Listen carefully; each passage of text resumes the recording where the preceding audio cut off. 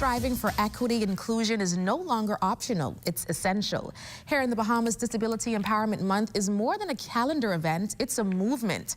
A moment of reflection and a call to action. It's about breaking barriers, challenging stereotypes, and amplifying voices that for too long have gone unheard. Today we step into the conversation not with pity, but with purpose. We explore what true empowerment looks like for Bahamians with disabilities, not just in policy or accessibility, but in everyday life, in schools, workplaces, churches, and communities across our islands. In studio, we have Kendrick Rolle from the Disability Empowerment Outreach Group. As we dive into this dialogue, let's ask, are we doing enough? And most importantly, how can we as a nation rise to ensure that no one is left behind? Welcome to What's Trending, Mr. Rolle. Thank you so much for being with us. Thank you for having me on your show. So we talk a little bit in that intro about inclusivity no longer being optional, but now it's an essential way of our life. How would you explain to someone who don't get it, like you need to now include everyone, not just the able-bodied, but also the disabled? Well, first of all, people need to realize that disability is here and it's here to stay, and it's a part of everyday life. And we as a country have obligations. We are signatories to the Convention on Rights for Persons with Disability through the United Nations. And we have just recently signed on to the Global Disability Berlin Declaration.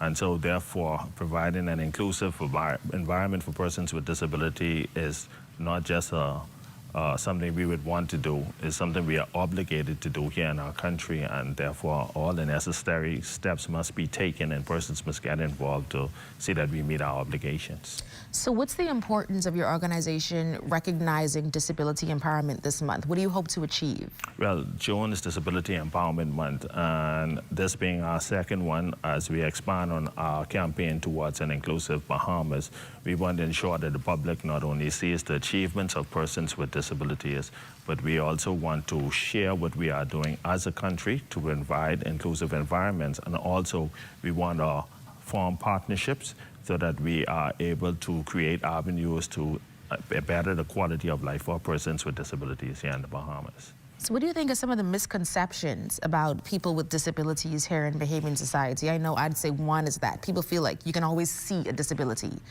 Would you agree? No, there are a lot. There are on the books, there are over 40 different types of disabilities, so not all disabilities are visible. All right, intellectual disabilities are growing daily. Actually, during the month of May, we are celebrating mental wellness, and within that, persons with intellectual disabilities are on the rise.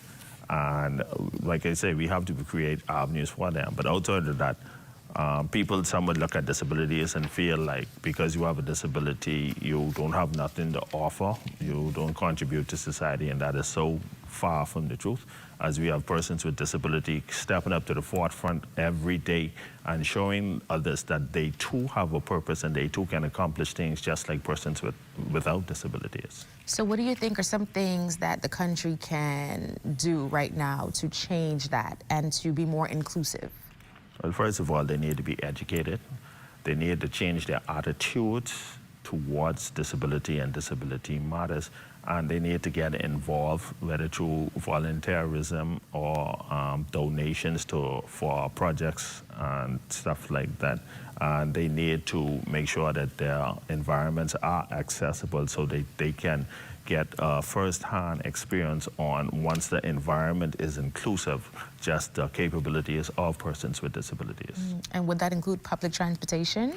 Public transportation is one of the key elements that persons with disabilities have a challenge with, especially for their non-emergency or social needs.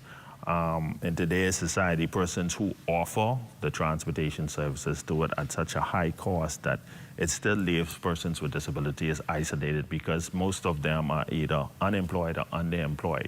And so when you have to, for example, pay $50 to $60 just for a round trip because you want to take a free class that would help educate you more or just teach you some other talent or skills, it is discouraging, because like I say, if you can't afford it to go to these free classes, then you now become isolated and unable to embrace opportunities that are available to you. And that is why this June, Our focus is launching our Accessible Ride program, where we're going to be providing transportation for persons with disabilities at an affordable price, and the vehicles will also be accessible, especially for those with their mobility issues. And so they will be able to embrace the various opportunities for them, and also elevate their social life and just be a part of the everyday Bahamian society in a more dignified way. I feel like this is a complaint that I've heard for years, decades even, that, you know, people with disabilities and their issues with accessing public transportation more readily. Have you seen any movements in this regard? Is it getting better? Is it getting worse? What are some of the stories you're hearing? Well, I can be honest with you, public transportation has its challenges without even looking at persons with true. disabilities. Very true. And so when you throw persons with disabilities in the mix, it only makes it more difficult. Yeah. And so therefore it takes persons like myself, advocacy groups, the government, and private businesses, and just individuals themselves who have a passion for the well-being of persons with disability to come together and make steps to be able to provide the services or provide the environment or the spaces for persons with disabilities to now step into their own and be able to access even what is more available for them. And so with that, I just wanted to continue to invite those who have a heart for the community of persons with disabilities to just come forward and support and participate and partner so that we can do exactly what we do, provide a more inclusive Bahamas for them to live in. So how can people tangibly contribute to this Access Ride program? Well, first of all, let me say that as we launch Disability Empowerment Month for June 1st, on the 31st, that Saturday, we're having Dollar Day.